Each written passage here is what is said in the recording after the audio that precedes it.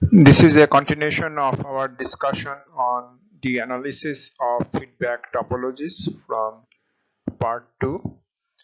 In part 2 of lecture 15, our focus was on the voltage sampling, voltage mixing feedback topology. And in this part, we'll discuss about the voltage sampling current mixing feedback topology, which is also referred to as shunt-shunt feedback topology because both at the input and output side, in this case the connection is shunt connection. This is our voltage sampling current mixing feedback topology.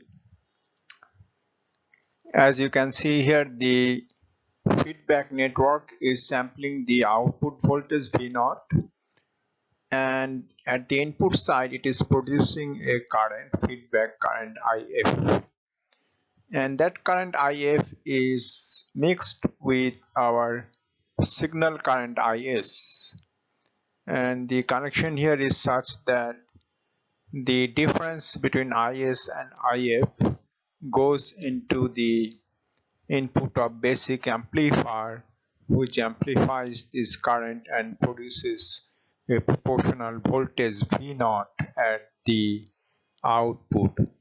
So for the basic amplifier here, the output signal in the form of voltage and the input signal is in the form of current, and so this is a trans resistance amplifier. The gain of the amplifier, the output voltage V0 divided by input current I, which is by definition is the resistance, and so this is called the trans resistance amplifier.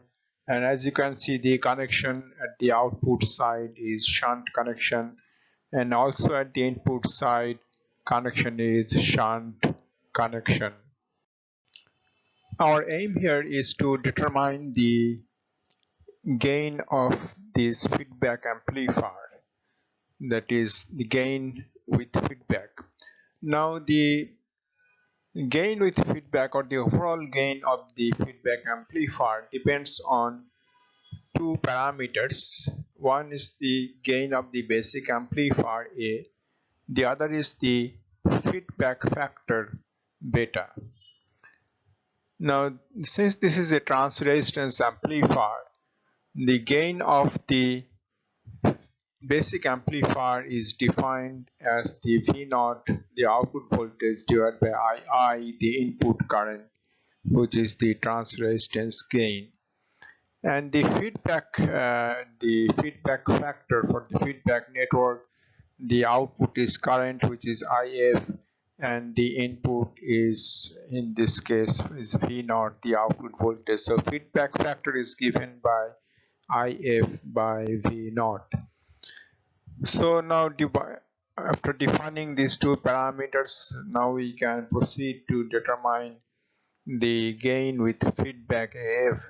We start by writing the expression for the input current II, which is the difference between the signal current IS and IF. IF is the feedback current, which is, from definition, we can write as beta V0. So IS minus beta V0. V0 is the output of the basic amplifier, and from this definition of the gain of the basic amplifier, V0 can be expressed as AII. So, and ultimately we can write II as IS minus beta AII. Now rearranging the terms of this equation here, we can express IS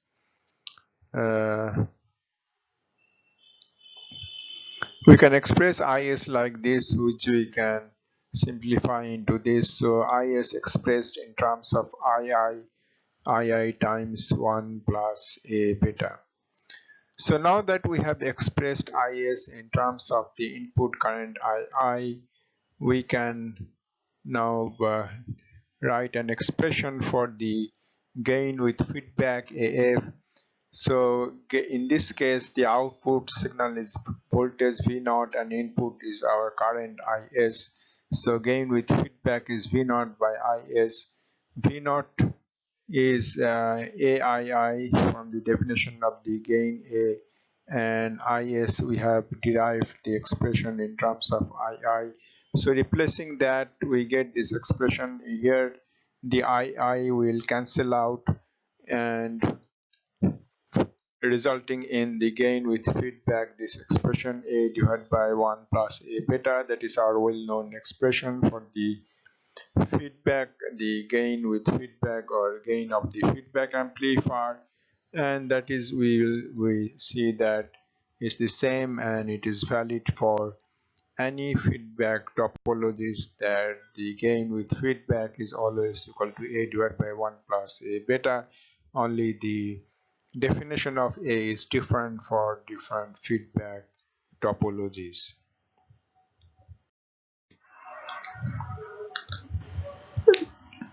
Now that we have determined the gain of the feedback amplifier or gain with feedback for this shunt feedback topology, our next step is to determine the input resistance of this feedback amplifier. So first we complete the equivalent circuit of the basic amplifier. As you can see, at the input side we can have this resistance Ri representing the input resistance of the amplifier, and with input voltage Vi across Ri. And at the output side it can be represented by a voltage source. In this case, for the output voltage, since it is a trans resistance amplifier, the output is in the form of voltage but input is in the form of the current. So the output voltage can be represented by a dependent voltage source, which depends on the input current. So that means the current dependent voltage source, and the voltage is given by AII, and that comes in series with the R0, the output resistance, and that represents the output resistance of the amplifier. So that is our equivalent circuit for this trans resistance amplifier. Here in the previous case for the voltage amplifier we had AVI, because input was in the form of voltage, but in this case input is actually in the form of current. So here we have AII instead of AVI, so that is the main difference here. Now, in order to determine the resistance, first we define the input resistance Ri. Ri is nothing but Vi by Ii, voltage by current. So that is the Ohm's law. So that is the input resistance of the basic amplifier. The input resistance of the feedback amplifier is resistance seen from this point, and that is the resistance seen by the signal source. Here is the Is, and that we can define as the voltage at this input point divided by the current. Since you see that is the parallel connection, all through it will have the same voltage Vi. So voltage at this point is also Vi, but we have a different current flowing in here. Current is Is. So RIF will be given by Vi by Is. So that is our Ri, the input resistance of the basic amplifier, Vi by Ii, and that is our input resistance of the feedback amplifier, and the resistance that is seen by the signal source is Vi by Is. And our aim is to determine this RIF.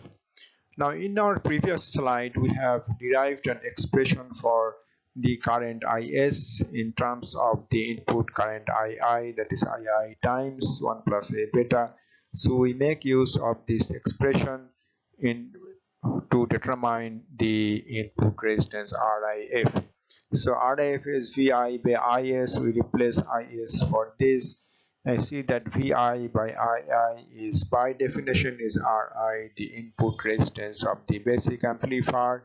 So finally we get this expression for the input resistance of the feedback amplifier RIF, which is Ri divided by 1 plus A beta.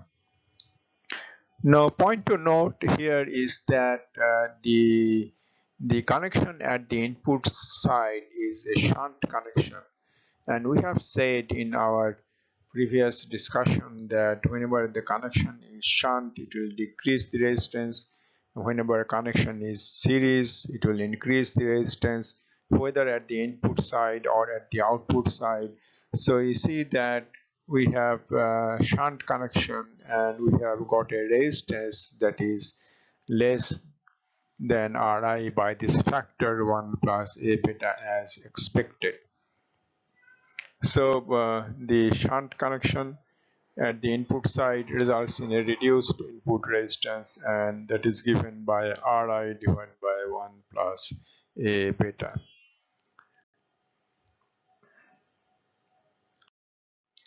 Our next attempt is to determine the output resistance of the feedback amplifier ROF.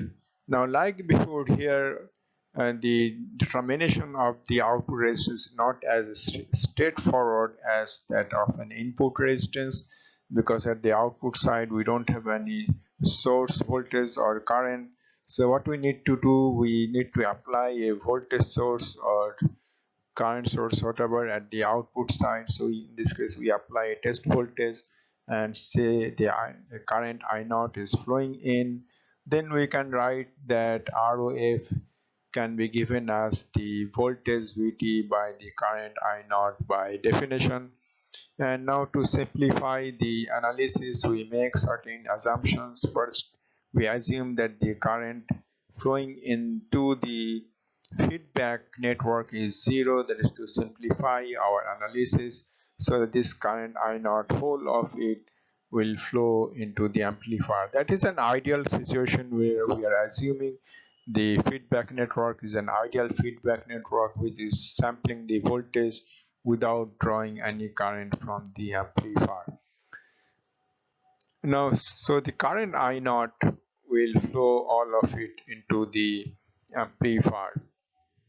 Now at the input side we have this signal current Is, and part of it flows into the amplifier, it gets amplified, and at the output side we get a component of this current due to Is. So that will change the actual value of this current I0, and our final outcome will be different. ROF, the output resistance feedback amplifier, we will end up with an incorrect result. So in order to avoid that contribution or eliminate any part of the output current coming from Is, we have to set Is to 0, so that the current I0 that is flowing here is only due to this test voltage Vt, so that when this will, our analysis will give us the accurate value for the output resistance. So next we set this output current to 0. So once you set this current to 0, what does it mean? That means circuit is open here. When the circuit is open, that means current is 0, or 0 current means circuit is open. So that we can show it like this, that the circuit is open circuit here, and so there is no current flowing. Now with this modification in the circuit, we can now proceed to determine the output resistance ROF.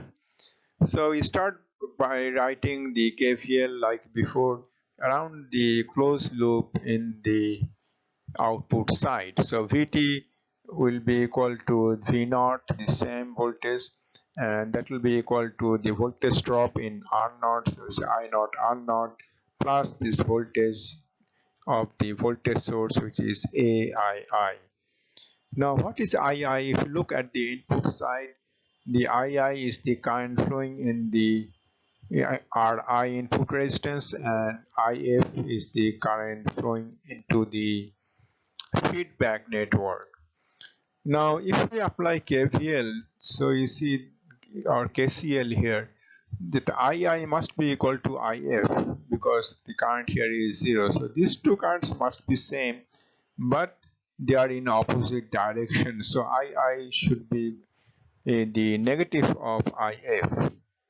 They should have the same magnitude but opposite polarity because they are flowing in opposite direction. So we can write that II is equal to minus IF, and from the definition of the feedback factor, beta IF is beta V naught, and V naught is our output voltage here, which is same as voltage VT.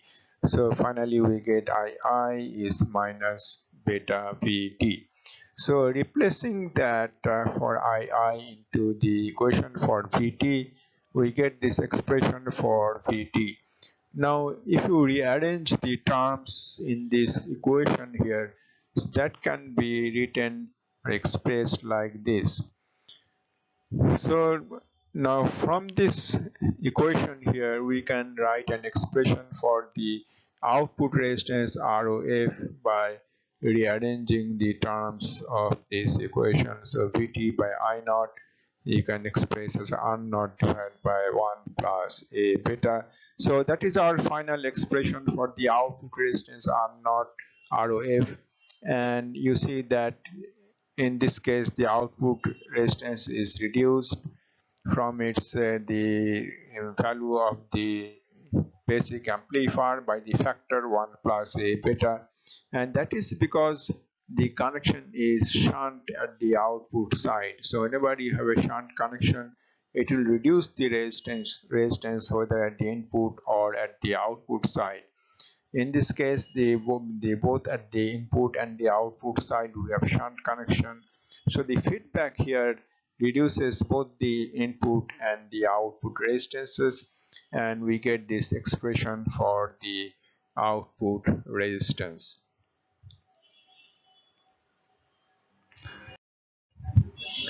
So we have determined all the parameters that we were interested in: the gain with feedback, the input and the output resistances of the feedback amplifier for the shunt feedback topology. Now we'll see the other two feedback topologies and try to speculate about the different the gain and the input output resistance expressions for those feedback topologies based on our understanding of the feedback amplifier that we have developed so far. So the circuit that is shown here, this is a current sampling and current mixing feedback topology, and both at the input and the output side signal is in the form of current. So the basic amplifier is a current amplifier, and the gain of the amplifier will be also a current gain I naught by II. Now the connection type, if you see at the output side, it is a series connection, and at the input side the connection is a shunt connection. So now the gain of the basic amplifier will be defined as I naught by II, that is just the current gain because we have said that is current amplifier. Yes, now the gain of the feedback amplifier will be the I naught, the output current divided by, in this case the signal current is Is, and that will be A divided by 1 plus A beta. That is what you should get if you go through all the derivation steps. That's what you should get, gain of the feedback amplifier. Now the input resistance, the with feedback, since the connection at the input side is a shunt, so it will reduce the input resistance. RIF will be Ri divided by 1 plus A beta because of shunt connection.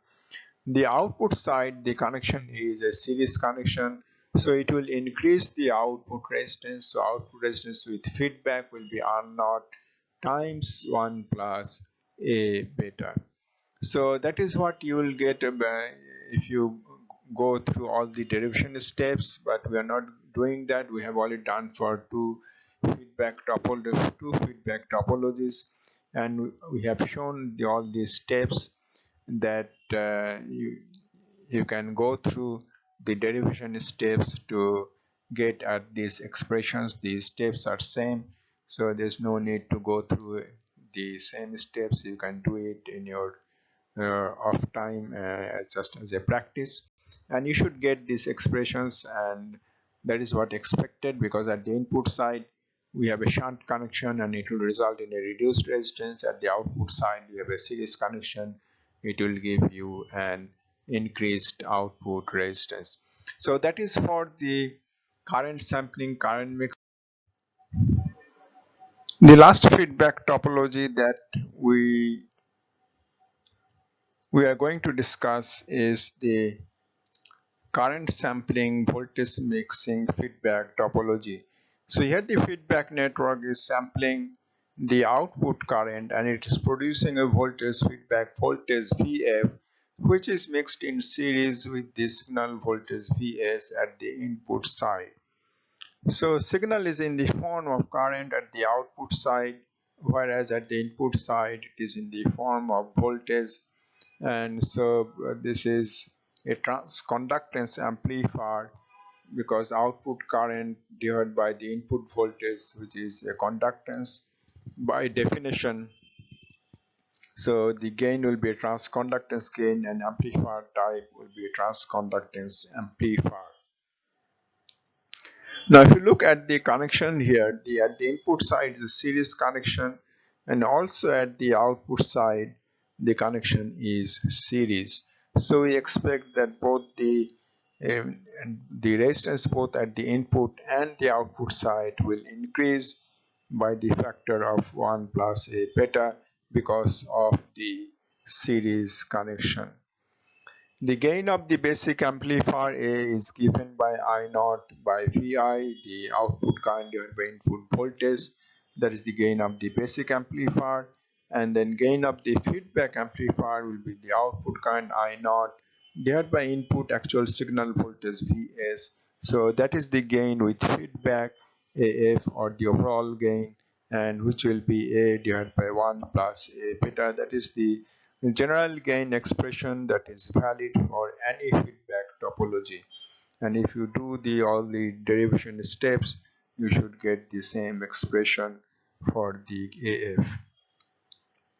Finally, the expressions for the input and the output resistances, as we have said that both at the input and the output side connection is series connection, and whenever you have a series connection it will result in an increased resistance. So here you have RIF, Ri times 1 plus A beta increases the resistance by this factor, and also at the output side because of the series connection it will increase the output resistance R0 by the same factor 1 plus A beta.